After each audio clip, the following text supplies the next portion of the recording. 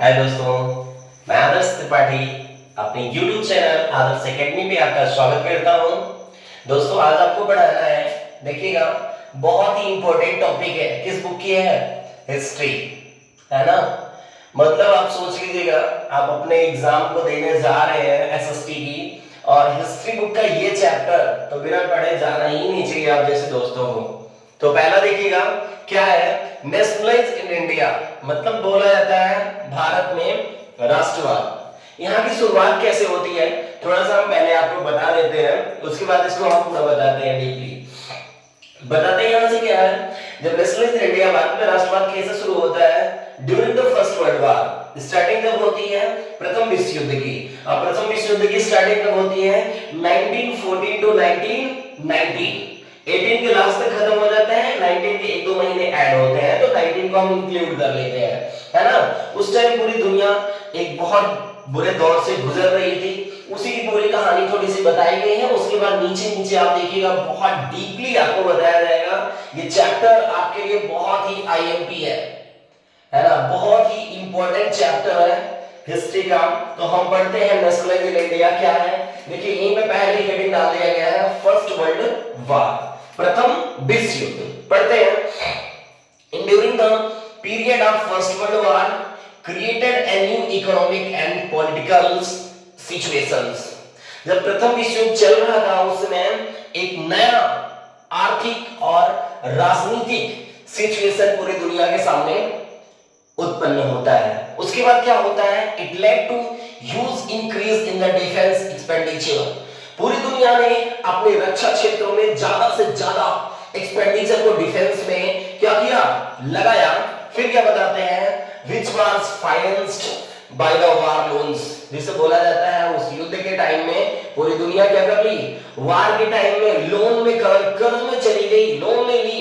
Increasing the taxes, tax को बढ़ा दिया गया। Custom duties were raised, custom duty को भी बढ़ा दिया गया, रेज कर दिया गया, मतलब उसकी मांग उठा दिया गया। In the income taxes, tax को भी बढ़ा दिया गया। Introduced through the war year prices increased double between 1914 to 1919। मतलब जो बताया जाता था प्राइसेस, जो मूल्य होते थे वो एक गुना नहीं दो गुना बढ़ गए, डबल हो गए। कब? Between 19 to 1919। हर चीजों की मांग जारी रहे। जब दुनिया में युद्ध चलेगा तो प्रॉब्लम क्रिएट होगी, हर चीजों की मांग बढ़ती जाएगी। ये ध्यान में रखते हुए फिर देखिए क्या होता है। विलेजर्स, गांव से were called up to supply soldiers, है ना, सिपाहियों को, नए नए लड़कों को क्या किया गया? गांव से मांग की गई, बुलाया गया सेना में जाने के लिए, डिफेंस में जाने के लिए, फोर्सेस में जाने के लिए। रिक्वायरमेंट, नई नई भर्तियां निकल गई इन द रूरल एरियाज, ग्रामीण क्षेत्रों में। This was accompanied by an influenza epidemics। उस टाइम पूरी दुनिया में एक नई बीमारी आ चुकी थी, इन्फ्लुएंजा। उससे मैक्सिमम लोग क्या हो गए? ग्रसित हो गए। और फिर क्या होता है? अकॉर्डिंग टू द सेंसस, यानी आप देख सकते हैं कब? 1921 की जनगणना के अनुसार आप लोगों ने देखा होगा 12 टू 13, इतना 12 से 13 क्या million people persist as a result of epidemics। Influenza का इतना प्रभाव पड़ा पूरी दुनिया में कि क्या हुए? लगभग आप लोगों ने देखा होगा कि 12 से 13 मिलियन पीपल क्या हुए? मर गए, यानी मार दिए गए। इस बीमारी का इतना ज्यादा प्रभाव पड़ा। फिर क्या बताता है? अब नई मोमेंटम आती है, उसके बाद का देखते हैं हम क्या। द आइडिया ऑफ सत्याग्रह, सत्याग्रह का विचार। अब गांधी जी की एंट्री होती है तो थोड़ा सा गांधी जी के बारे में भी देख लीजिएगा। गांधी जी एक ऐसे प्रभावशाली नेता थे जिन्होंने अपना प्रभाव पूरे भारत में ही विदेशों में फैला करके रखा है। तो स्टार्टिंग में देख लीजिएगा गांधी जी की आगमन कब होता है भारत में? गांधी जी का आगमन होता है 9 जनवरी 1915 को, है ना। 9 जनवरी 1915 को गांधी जी भारत में आते हैं, लेकिन चलते कब है? 28 दिसंबर 1914 को चलते हैं। और आने में उनका टाइमिंग लगभग कितना लगता है? 12 दिन का टाइमिंग लग जाता है। वहां से जब रिटर्न आते हैं, नेवी मतलब नौसेना की बोटों के द्वारा आते हैं, और भारत में 9 जनवरी 1915 में उनका प्रवेश होता है और उसी दिन 9 जनवरी को अप्रवासी भारतीय दिवस मनाया जाता है। गांधी जी का बहुत दिनों बाद, लगभग आप देखोगे तो 20-21 सालों बाद भारत में उनका प्रवेश होता है। अब गांधी जी आते हैं तो भारत में देखिए क्या करते हैं, क्या रोल प्ले होता है Gandhi ji. Mahatma Gandhi return to India on 19 January 1915, है ना। महात्मा गांधी भारत में कब आते हैं? 1915 में, 9 जनवरी को 1915 में भारत में इनका प्रवेश होता है। क्या होता है उसके बाद देखिएगा, एज यू नो, आप जान सकते हैं, he had come from south Africa. वो कहां से आए थे? साउथ अफ्रीका से आए थे। Where he had successfully fought to racist regimes. उन्होंने अपनी सफलता कहां की थी? जो लड़ाइयां उन्होंने लड़ी थी, जाति प्रथा या बहुत सारी चीजें वहां पे चल रही थी, अपार्थाइड चल रहा था, लोगों में रंग भेद की बातें चल रही थी, सब सारी चीजों पे गांधी जी ने बहुत बड़ा रोल प्ले किया। कहां? साउथ अफ्रीका में। और वहां से सफलता होकर के, वो सफल होकर के रिटर्न आते हैं इंडिया में। After arriving in India, MG Gandhi, Mahatma Gandhi, MG Gandhi shortcut लिखा है, आप समझिएगा महात्मा गांधी। आगे क्या लिखा है? Successfully organised a satyagraha movement in the various places. Mahatma Gandhi जैसे ही आते हैं तो भारत की जगह जगह, बहुत जगह, भिन्न भिन्न जगहों पे क्या करते हैं? एक सत्याग्रह स्टार्ट करते हैं। सबसे पहले तो देखिएगा इन 1917, है ना। एक देखिएगा लगभग जो कांग्रेस का अधिवेशन होता था, है, जो हम लोगों ने देखा होगा, कांग्रेस की स्थापना 1885 में ही हो चुकी थी, है ना, जिसे बोला जाता है INC, इंडियन नेशनल कांग्रेस।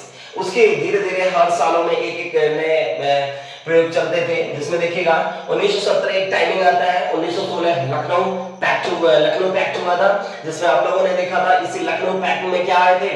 कौन आया था? राजकुमार शुक्ला बिहार से चल करके आए थे और उन्होंने गांधी जी मिलते हैं और गांधी जी को अपने यहाँ बुलाते हैं। किसके लिए? इंडिगो क्रॉप के लिए। जो वहां पे इंडिगो मतलब नील की खेती होती है, जबरदस्ती हमसे ब्रिटिश वाले नील की क्रांति करवाते थे और हमारी जमीन वो क्या हो जाती थी? बैरन हो जाती थी, बंजर हो जाती थी। और फिर बाद में एक समय आता था कि पूरी जमीन बंजर हो जाती थी और हमसे जो नील उगाया जाता था वो जबरदस्ती लेकर के चले भी जाते थे, जिसे आप लोगों ने पढ़ा होगा 3 कटिया पद्धति, अर्थात 3/20। हर साल 20 के, अगर आपके खेत की लंबाई 20 कट्ठे है तो उसके 3 कट्ठे एरिया पे कंपलसरी था, आपको इंडिगो की क्रॉप्स को उगाना ही पड़ता था। तो उसके लिए आते हैं तो फिर देखिएगा उसमें क्या बताया जाता है। इन 1917 ही ट्रेवल टू चंपारण देखिएगा, बिहार का पूर्वी जिला, पश्चिमी चंपारण और पूर्वी चंपारण जो उत्तर प्रदेश को टच करता है, इन बिहार, हाँ बिहार में। आगे देखिएगा, inspired to peasants to struggle against the oppressive indigo plantation system. फिर वहां पे क्या करते हैं? वहां पे जाते हैं, बहुत पूरे बिहार का दौरा करते हैं। उसके बाद बिहार राजकुमार शुक्ला की आज्ञा पे वो पहुंचते हैं कहां? चंपारण। और चंपारण में जब जाकर के अंग्रेजों से ये बोलते हैं तो उन्होंने क्या करते हैं? वहां से जो अंग्रेज इनकी बातों को मान लेते हैं और जो इंडिगो मतलब नील की खेती पे इनके जो टैक्स लगाए जाते थे, जबरदस्ती इनको उस पे उगाने के लिए बोला जाता था, उसे खत्म कर दिया जाता है, क्योंकि अंग्रेज इनकी बातों को मान लेते हैं। लेकिन ये बात कब हुई थी? 1917। एमसीक्यू में ध्यान रखिएगा, पूछा जा सकता है क्वेश्चन। फिर देखिएगा क्या होता है आगे, प्लांटेशन सिस्टम हो गया है। फिर देखिएगा, he organised a satyagraha support to peasants of Kheda district of Gujarat. एक उन्होंने फिर एक सपोर्ट किया था, कहां पे? खेड़ा में। और खेड़ा कहां है? गुजरात का एक जिला है। फिर वहां पे एक नया ऑर्गेनाइजेशन शुरू किया था। फिर देखिए फिर क्या कहते हैं, affected by the crops failure and the plague epidemics peasant of Kheda could not pay revenue. आप ध्यान दीजिएगा, एक उस समय एक बीमारी और आ जाती है जिसका नाम क्या है? प्लेग। प्लेग एक ऐसी बीमारी आती है जिससे ज्यादा से ज्यादा लोग प्रभावित होते हैं, वहां के किसान प्रभावित होते हैं खेड़ा डिस्ट्रिक्ट के, और कुड नॉट पे रेवेन्यू, वो अपने जो एरिया होती थी उनकी, उसके टैक्स को नहीं दे सकते थे, इतना ज्यादा प्रॉब्लम उनको होती थी। कलेक्शन बी रिलैक्स्ड, और जो उनके आय में कलेक्शन होता है उसको भी बोला गया कि कम कर दिया जाए इन 1918। याद रखिएगा, खेड़ा 1918 और जो हमारा इंडिगो वाला है, इंडिगो प्लांटेशन 1917 बिहार, खेड़ा, गुजरात। याद रखिएगा, कभी भी पूछा जा सकता है। लास्ट में देखिएगा, Mahatma Gandhi went to Ahmedabad and organise a satyagraha movements amongst the cotton mills worker. और फिर अहमदाबाद जो आप देखते हैं किस नदी के किनारे बसा है, साबरमती नदी के किनारे बसा है। वहां पे इन्होंने जब जाकर के मिल मजदूर, कॉटन मिल मजदूर जो सूती मिलों में काम करते थे, उनके लोगों को फिर क्या किया, एक सत्याग्रह मूवमेंट किया। और वहां पे जो कॉटन मिल मजदूर मतलब मिलों में कॉटन सूती कपड़ा बनाने का काम करते थे, उनको ये रिलैक्सेशन मिला और फिर वो आगे चलते गए। अब देखिए दोस्तों, आपको क्या बताना है, अगली हेडिंग है हमारी रॉलेट एक्ट, जिसे समझते हैं क्या, काला कानून। रॉलेट एक्ट कहां से आया है ना, वो लाया गया ब्रिटेन से। देखिएगा इसमें क्या बताता है, गांधी जी, देखिए क्या बताता है, Gandhi ji in 1919 decided to launch a nationwide satyagraha against the proposal of Rowlatt Act, है ना। जैसे ही प्रपोजल आता है रॉलेट एक्ट का, कब, 1919 में प्रपोजल आता है, तो गांधी जी उसके अगेंस्ट क्या करते हैं, एक सत्याग्रह छेड़ते हैं। फिर देखिए क्या होता है, Mahatma Gandhi wanted non violent civil disobedience against the such unjust law which would start with in a hartal.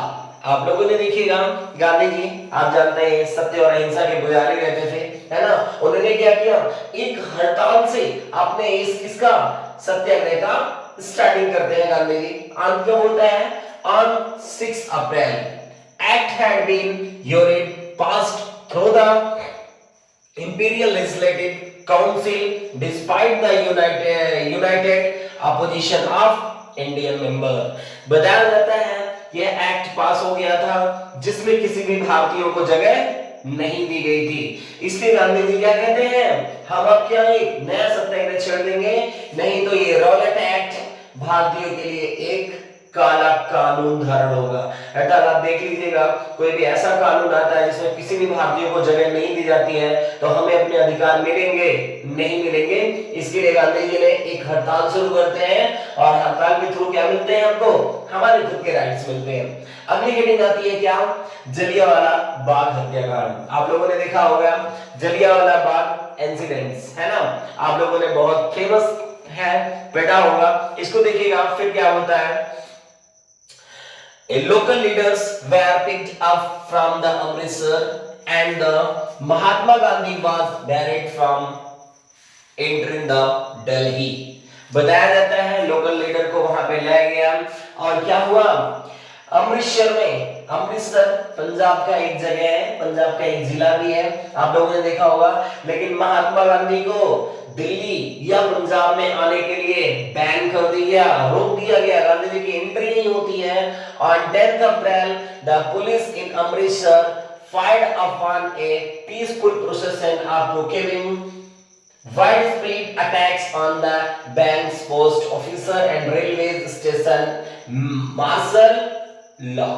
आप देखिएगा फिर क्या होते हैं, मार्शल लॉ सीधा सीधा समझिएगा धारा 144 आज वर्तमान का है, आप इसे समझिएगा मार्शल एक्ट लगा करके।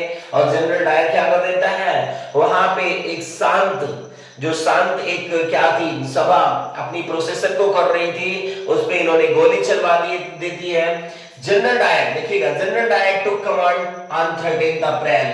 कब हुआ था जलियांवाला बाग हत्याकांड, 13 अप्रैल 1919 को। फिर देखिए क्या बताता है, in the infamous Jallianwala Bagh incident took place on the day a large crowd gatherings in the enclosed ground of Jallianwala Bagh other the came attend to the annual Baisakhi fair। सारे के सारे लोग एक बैसाखी मेला लगता है उसको अटेंड करने के लिए कहाँ आए थे, जलियांवाला बाग में आए थे, एक असेंबली लगाए थे, है ना, वो अपनी एक सभा कर रहे थे। कुछ लोग मेले में आए थे अपने मेले का एंटरटेनमेंट करने के लिए। फिर क्या होता है, डायर एंटर्ड, डायर वहां प्रवेश करता है, जनरल डायर मतलब डायर को जनरल डायर समझिएगा। एंड एरियाज ब्लॉक्ड, और उस एरिया के सारे रास्तों को बंद करा देता है। Two exit points and opened fire on the crowd, killing hundreds of people died. मतलब 100 ही बताया जाता है, बट बहुत सारे लोगों की इसमें डेथ हुई थी। आप समझ सकते हैं जनरल डायर ने एक ऐसे जो बैसाखी के मेले में आए हुए थे, अपनी जो भी चीजें कर रहे थे, उसमें क्या होता है, बहुत सारे लोगों को मतलब यहाँ पे दिया तो 100, बट और भी लोग इसमें मारे गए थे। बताया जाता है लगभग 300 से ऊपर लोग की मौतें हुई थी, है ना। अब देखिए क्या हो जाता है, वाई नॉन कोऑपरेशन, है ना, क्यों असहयोग आंदोलन, है ना, ये खत्म होता है। इसके बाद हम देखते हैं वाई नॉन कोऑपरेशन क्यों होता है। In his famous book Hind Swaraj, याद रखिएगा, बार बार एमसीक्यू में पूछा है, हिंद स्वराज किसकी पुस्तक है, एमजी गांधी, मतलब महात्मा गांधी की। हिंद स्वराज इन 1909 Mahatma Gandhi declared that the British rule was established in India with the cooperation of India and had survived because of this cooperation. Gandhi ji बताते हैं कि जो ब्रिटिश का रूल भारत के ऊपर एस्टैब्लिश किया गया, स्थापित किया गया, वो भारतीयों के सहयोग से हुआ। जैसी बात समझ सकते हैं, बिना भारतीयों के सहयोग के कोई भी ब्रिटिश लॉ भारत में एस्टैब्लिश नहीं हो सकती है। और फिर क्या बताते हैं, अगर भारत का सहयोग नहीं होता, देखिएगा, if the Indian refuse to, यदि भारतीय से रिफ्यूज कोऑपरेशन रिफ्यूज कर दिए होते, British rules in India would collapse within a year and swaraj would come. याद रखिएगा, यदि ब्रिटिश का हम लोगों ने समर्थन नहीं किया होता तो एक ही साल में उसके रूल्स को खत्म कर दिया जाता और हमको क्या मिल जाती दोस्तों, स्वराज मिल जाता। बट स्वराज हमारे देश में आ जाता, बट ऐसी कोई चीज नहीं थी। भारतीय लोग भी ब्रिटिश को क्या करते थे, सपोर्ट करते थे। पढ़ना में क्या है, चौरी चौरा। चौरी चौरा आप लोगों ने देखा होगा, चौरी चौरा जिला गोरखपुर का हमारा एक पुलिस स्टेशन है ना। गोरखपुर से लगभग आप देखोगे जब देवरिया रोड पे जाओगे तो लगभग 24 किलोमीटर दूर पे एक चौरी चौरा पुलिस स्टेशन है। उसके बीचों बीच रेलवे लाइन जाती है, इस साइड में चौरी गांव है, इस साइड में चौरा गांव है। उसके लिए हम पढ़ते हैं क्या, हम देखिएगा, at the Chauri Chaura in Gorakhpur on dated 5 फरवरी 1922, है ना, 1922 की बात बताई जा रही है। A peaceful demonstration in the bazaar of turned into the violent clash into the police. Hearing of the incident, Mahatma Gandhi called the halt to the non-cooperation movement. एक घटना होती है चौरी चौरा की, जहां पे सालों के साथ कुछ प्रॉब्लम क्रिएट होती है पुलिस के द्वारा। उसके बाद उग्र भीड़ में पुलिस को दौड़ा लेती है और ले जाकर के उस जो पुलिस स्टेशन होता है वो अंदर घुस जाते हैं, उसमें बंद करके पुलिस जनता क्या करती है, उनके ऊपर पेट्रोलियम या डीजल डाल करके उनको क्या करती है, जला देती है। जिसमें आप लोगों ने पढ़ा होगा लगभग 22 पुलिस कर्मियों की इसमें मौत होती है ना। तो ये हमारा मोमेंटम होता है। और गांधी जी का उस समय एक महात्मा गांधी का क्या चल रहा था, एक मूवमेंट चल रहा था। गांधी जी ने हाल्ट कर दिया था, आजाद अपने आंदोलन को रोक दिया था, नॉन कोऑपरेशन मूवमेंट को। फिर नीचे देखिएगा साइमन कमीशन, है ना, एक बहुत अच्छा एक टॉपिक है, बार बार पूछा जाता है साइमन कमीशन क्या था, साइमन कमीशन क्यों आया, भारत में क्या है, क्या इसका रीजन है, पढ़ते तो फिर जानते हैं। Sir John Simon set up a response in the Nationalist. The problem was that the commission did not have a single Indian member, है ना। जो साइमन कमीशन ब्रिटेन से चल के आया था उसमें किसी भी भारतीयों को जगह नहीं दी गई थी। Did not single member of Indian are participating this commission, किसी भी इस कमीशन में किसी भारतीयों को जगह नहीं दी गई। आगे देखिएगा, दे वेयर ऑल ब्रिटिशर्स, यानी सबके सब कैसे थे, अंग्रेज थे। When the Simon commission arrived in India 1928, bar bar MCQ में पूछा गया है कि साइमन कमीशन भारत कब आता है, तो 1928 में आता है। It was created with the slogan Simon commission go back. भारतीय इसको पसंद नहीं करते हैं और एक नए नारे के साथ बोलते हैं साइमन कमीशन वापस जाओ। आगे देखते हैं दिसंबर 1929 under the presidency of the Jawaharlal Nehru, the Lahore Congress formed is the demand of the पूर्ण Swaraj full independence of India. इसी में देखा होगा लाहौर अधिवेशन होते रहते हैं 1929।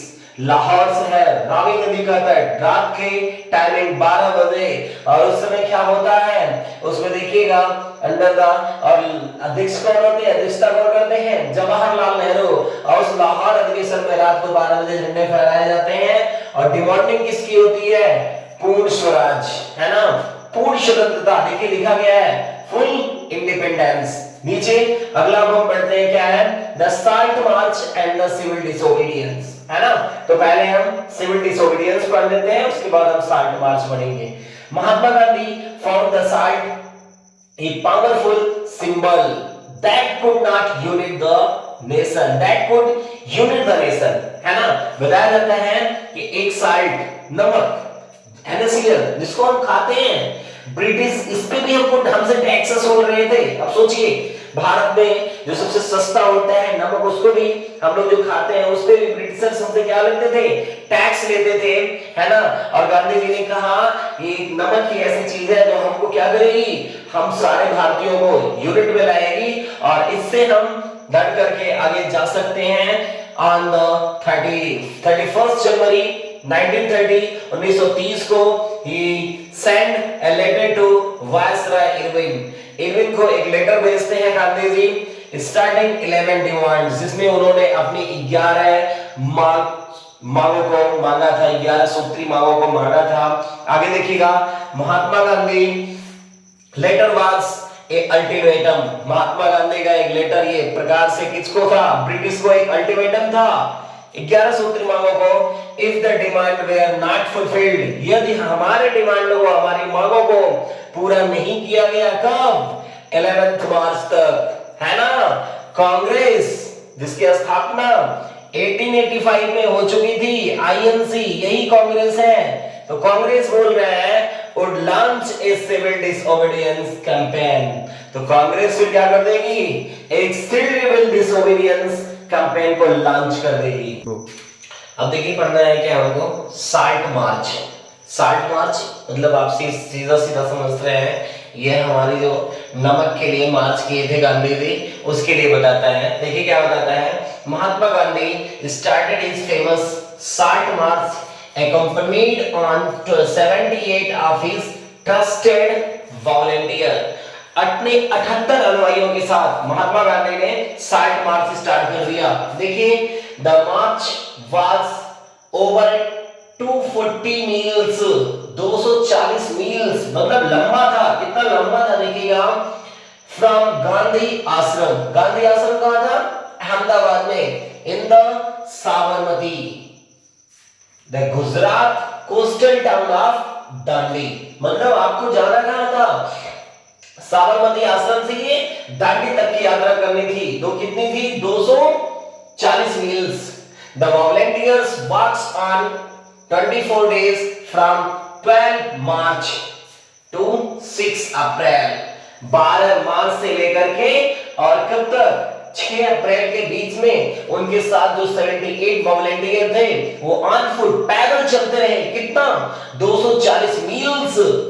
और फिर कहां पहुंचते हैं, in about 10 meals a day, लगभग आप समझिएगा 10 मील पर डे वो लोग पैदल चलते थे। बीच में बहुत सारे अनुयायी उनसे मिलते थे और जुड़ते थे। एक बहुत बड़ा प्रोसेशन तैयार होगा कि मतलब हजारों लोग गांधी जी के साथ में चलते थे इस साल्ट मार्च के लिए। He reached the Dandi, वे दांडी पर पहुंचते हैं and criminally violent that the law manufacturing the salt by boiling the sea water, फिर वहां पे क्या करते हैं, उस बालू को बॉयल करते हैं, उबालते हैं और नमक कर को समाप्त कराते हैं। सोचिए इतना बड़ा मोमेंटम इसका था गांधी जी का। इतना करने के बाद हमसे क्या होता है, नमक पे टैक्स खत्म किया जाता है। समझ पा रहे हैं ना कितना भारतीयों को परेशान किया गया था इन ब्रिटिशर्स के द्वारा। फिर लास्ट है आपका ये रिकॉर्डिंग ऑफ द समझिएगा क्विट इंडिया मूवमेंट, यानी भारत छोड़ो आंदोलन। आपको पढ़ाना शुरू किया कब से, फर्स्ट वर्ल्ड वार, और अब आ गया क्या, सेकेंड वर्ल्ड वार। यानी 1914 से आपको पढ़ाना शुरू किया और लास्ट क्षण आ चुका है 1942, 43, 44 तक का टाइमिंग आ गया है। काफी लंबा वीडियो है बट समझिएगा इसको। क्विट इंडिया मूवमेंट, भारत छोड़ो आंदोलन, कई बार पूछा गया है। The failure of the Cripps mission and effected to the World War second. जब असफल रहा क्रिप्स मिशन सफलता नहीं पाती है और उसके बाद दुनिया में क्या हुआ चलता रहता है, सेकेंड वर्ल्ड वार चलता रहता है। सेकेंड वर्ल्ड वार की स्टार्टिंग कब से होती है, 1939 से 1945, जब अमेरिका जापान के दो शहर हिरोशिमा और नागासाकी पे बम गिराता है, सेकेंड वर्ल्ड वार फिनिश्ड हो जाता है। उस टाइम पीरियड की बात होती है। The created wide spread in India, है ना, भारत में ये बहुत विशाल, बहुत तेज रूप धारण करता है। द कांग्रेस वर्किंग कमेटी, जो उस समय कांग्रेस वर्किंग कमेटी काम कर रही थी, इट्स मीटिंग इन वर्धा, ये भी गुजरात में एक जगह है, वर्धा एक शहर है। ऑन 14 जुलाई 1942, 1942 में, कब, 14 जुलाई 1942 को pass the quit India movement resolution demanding the immediate transfer of the power of Indians. बताया जाता है कि भारत छोड़ो आंदोलन पास किया जाता है और तुरंत ब्रिटिशर्स को कहा जाता है कि भारतीयों को, उनकी शक्ति को क्या करिए, तुरंत इमीडिएट, जल्द से जल्द ट्रांसफर कर दीजिए, उनको दे दीजिए। ऑन 8 अगस्त 1942 और 8 अगस्त 1942 को on Bombay which collected for a nationalist mass struggle on wide spread scale through out the country. पूरे देश में भारत छोड़ो आंदोलन एकदम फैल गया था, भारतीय एकदम उग्र हो गए थे और किससे, अंग्रेजों से अपने पूरे अधिकार को मान गए थे। बहुत अच्छा मोमेंटम था क्योंकि उस समय ब्रिटेन किससे प्रभावित था, सेकेंड वर्ल्ड वार से। पूरे यूरोप कॉन्टिनेंट में सेकेंड वर्ल्ड वार चल रहे थे और यही मौका था। फिर देखिए भारत के लीडर महात्मा गांधी जी क्या देते हैं, भारतीय महात्मा गांधी जी क्या बोलते हैं, इट was the occasion, यही अवसर है, that the Gandhi ji delivered the famous slogan do or die। भारतीयों, अगर तुम्हें अपने अधिकारों को लेना है तो आज ही एक दौर है, एक टाइम है कि अपने अधिकारों के लिए करो या मर जाओ, इसके बाद कुछ भी नहीं है ना। तो आपको क्या आजादी बहुत जल्द मिल जाएगी। दोस्तों एक चैप्टर थोड़ा सा बड़ा रहा, बैठ जान लीजिएगा हिस्ट्री का। अगर कोई भी चैप्टर आप पढ़ के नहीं जा रहे हैं, इस चैप्टर को केवल पढ़ के जा रहे हैं, तो कम से कम समझिएगा हिस्ट्री के पूरे फुल मार्क्स यही देकर के आपको जाएगा, समझ रहे हैं ना। तो पढ़ना मत भूलिएगा दोस्तों, थोड़ा सा चैप्टर बड़ा है बट पूरे टॉपिक्स पूरे डिफाइन किए गए हैं। सारे टॉपिक को अच्छे से पढ़िएगा और बिना पढ़े मत जाइएगा। बहुत ही आईएमपी चैप्टर है आपके लिए, बहुत मेहनत लगी है। रात की आप देखिएगा तो 12:30 बजे की वीडियो बनाई जा रही है। तो बहुत बहुत धन्यवाद। अगर ये चैप्टर अच्छा लगा होगा तो सब्सक्राइब करिएगा मेरे चैनल को और लाइक करना मत भूलिएगा दोस्तों। थैंक यू, धन्यवाद।